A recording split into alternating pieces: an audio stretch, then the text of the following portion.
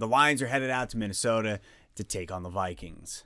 Let's Talk Lions. Welcome back to an all-new episode here at Let's Talk Lions. My name is Jay. Thank you for hanging out. Thank you for subscribing to the channel if you're a Lions fan. As I said, the Lions are headed out to Minnesota. Big game. Big game. Both teams 1-1. This would be a great way for the Lions to just get out on top early. Drop your thoughts in the comments. Who's winning this game, and give me a score prediction down below. And then we're going to work our way through this game, what it's going to take to win, and then I'll give you my score prediction at the end of the video. Off the bat, it's worth noting that the Lions offense is looking good, amazing even, oddly fantastic. Yeah, we got a couple problems, a couple things. However, it's worth noting that Jared Goff looks great so far. And we saw this throughout training camp. It's something that I was talking about, is how much we were seeing him improve, kind of get into a rhythm, feeling good here in Detroit.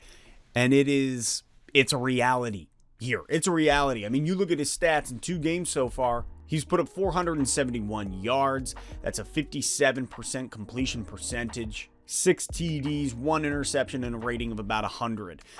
Now, I know that the completion percentage itself is like, okay, is that really that great? 57.7%?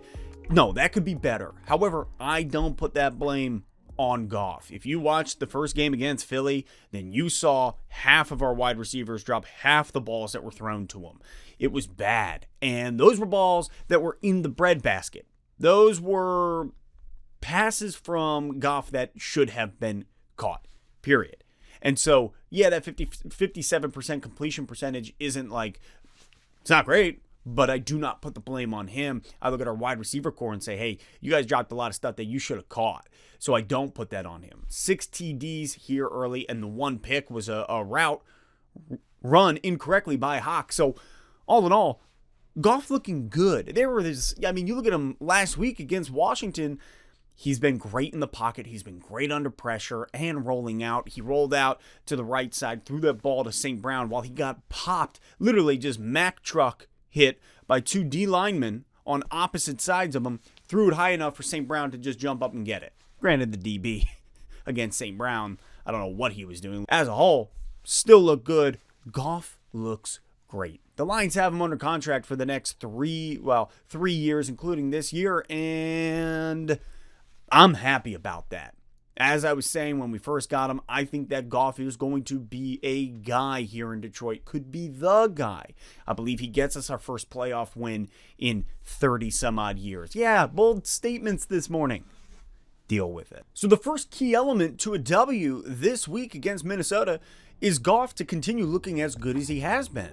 Minnesota's defense is ranked 29th in the NFL against the pass. Hey man, that's huge. I think this is a day that we could see Goff go for 300 yards. You heard me. But I really do, especially with St. Brown and him just on a roll and knowing what he's able to do. And now that opens up, because DB's eyes are going to be on him, that opens up the possibility for us to actually start getting Chark into these games, looking for Reynolds, looking for Hawk, if Hawk decides he wants to catch the ball. Just saying. But all in all, Minnesota's defense against the pass ranked 29th. That bodes well for Detroit, especially with the return of Frank Ragnow, most likely. Which leads me into my second key for a W, and that's to run, baby, run.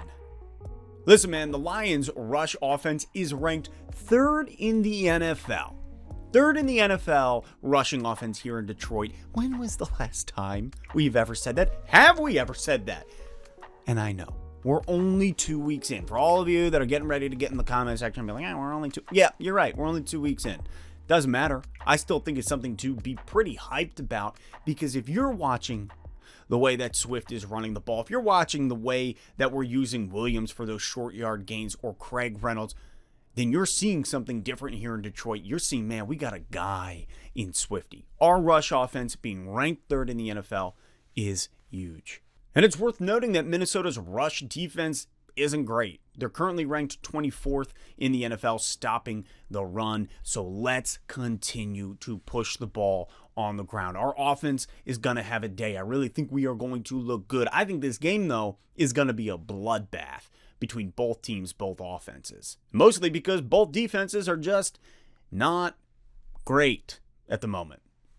Just not great. Specifically Detroit's. But we'll get there. Continue to hand the rock off to Swift. He is having a dynamite year so far. Only 2 weeks in, he's putting on a clinic. Obviously, he has had that sore ankle since Philly. He didn't practice on Wednesday. However, he did have limited practice Thursday. So we will see him out there again. I really think we're going to see Swift. He'll be fine. He's in better shape now going into this game than he was in shape last week going into Washington. So if we keep handing the ball off and we can establish that run game early, man, that gives Goff the RPO. Man, I think Detroit's offense puts up some numbers once again.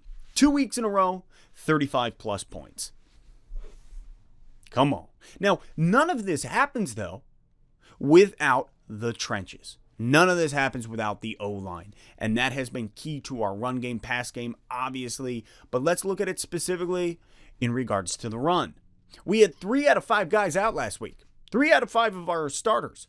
So now with Ragnow coming back, that's going to be huge. The O-line is doing such a great job of creating the holes for Swift, for Williams, for Reynolds to go through, to make it through, to bounce and weave through the holes that the O-line's creating. That all comes from the trenches. The O-line doesn't get a lot of glory, so let's give them the credit that they're due. So again, offensively, Jared Goff looks great. The running backs look great. Huge shout out to the O-line for allowing that to happen. Now we got to look at the defensive side of the ball because this is where things get a little bit dicey for Detroit. Some defensive keys going into this game is we got to keep Cousins in the pressure cooker. We have to keep Cousins under pressure. Look at him under pressure against Philadelphia and the struggles that he had. He was trying to force the ball to Jefferson when he should not have been. When you should either take the sack or throw it away. Instead, he's trying to force the ball where it shouldn't go. And if we can dial that in, if we can apply that pressure from our D-line right up front, right off the bat on Cousins, man, I think the Lions win this game. I really do. Defensively, we need to show up. Now, look, we do have some interesting news regarding our defense. We've had some injuries. Kaminsky went down. He's out. Pretty sure he had surgery this week. Aiden Hutchinson has a thigh injury. He has not practiced this week. I hope they're just trying to rest him, getting him ready for this game. But we saw in the first half of last game, Hutchinson had 3 sacks. Once again, something that we haven't had in Detroit in a while is somebody who can apply that pressure, who is a dog off the edge. And that's Hutch. Hoping that he is healthy, ready to go Sunday, because he and Harris and McNeil, that pressure up front is vital to beating Kirk Cousins. If Cousins has too much time, that is where we're going to struggle. Jefferson, Thielen, the whole kit and caboodle will get open, and this is where we're going to fall apart. Lions pass defense just isn't good. It's just not good. We are ranked 27th in the NFL against the pass. 30th when it comes to third down completion percentage. Like, we can't shut down a third down for our lives dependent on it. That is where we are struggling. Defensively, we are one of the last teams, I believe 31st in the NFL. Like, there is a lot of work to do. Now, I know that Amani was not in last week. He had the back injury through practice. He is back. He has been practicing this week. So to have Amani opposite of Okudah, I feel much more safe than if Will Harris was back out there, especially with Justin Jefferson and Thielen. Cousins is just an enigma to me. Like, that guy gets out there and either looks so good to the point where you're scratching your head and you're like, okay, yeah, I guess you deserved the money you got paid. Or he gets out there and you're like, did somebody just cast darkness upon you or blindness? Like, what is going on? What are you doing? He just is an enigma. One game he looks great. One game he looks terrible. He is Kirk Cousins. If we can't apply pressure up front, everything will fall to the wayside, because none of this is even considering Dalvin Cook. None of this is even considering their rush game. And against the rush, the Lions have been pretty poor. Currently ranked at 26th in the NFL. And again, the sample size is small. We are talking 2 games. And I think against the rush, a lot of our struggles we saw against Sanders and Hurts in Philadelphia. That was where the Lions could not, against that run, shut them down.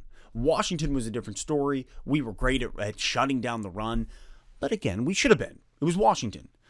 Hurts and Sanders, different story. Couldn't seem to figure it out. Couldn't seem, you saw our D-line, you saw Hutchinson a few times have the jump on Hurts and then just get outplayed. And then Hurts runs for 12, 15 yards, which is once again why it will all come down to the D-line. Is Hutchinson healthy? How does the D-line perform? Are they quick up front, applying the pressure that we need, able to stop the run, able to shut down and apply pressure to Cousins? This way, Thielen can't get open. This way, they don't have enough time for Jefferson to get open. I think so much comes down to the D-line in this game and what we're able to do. I'm worried as a whole that, as I said, this game will be a bloodbath, and it's going to be pretty high scoring. I do believe that the Lions win 33-30. Just looking at it, looking at our offense and how potent it's been. But I think our defense struggles, especially if Hutch is out. Man, that's going to turn a lot of things against us. I think Cousins has a good game. I think he looks great. This game specifically, it's in Minnesota, and I hate that David Blau is a Viking. I hate it so much. I get it. I get why he had to do it. But, man, there's nothing worse than seeing a guy go sign with an interdivision rival. Especially when he knows the offense. He knows what we're doing. And Ben Johnson was asked about it. They said, hey, how does that make... And he, kind of deflected it and was like, it's fine. Like, we're going to be great. It's not a problem. And it even was like, and us knowing that Blau knows, we're going to try to use that against him. So he doesn't really know. And I'm like, I don't really love that answer because that's just feels like weak armor. So all in all, I think the Lions get the W 33-30. That's my prediction coming into this weekend. How about you guys? What do you think? And what do you want to see happen this game? Who do you want to see actually step up, make some plays? Personally, it's TJ Hawkinson. Drop your thoughts in the comments, and as always, I'll catch you next time on Let's Talk Lions.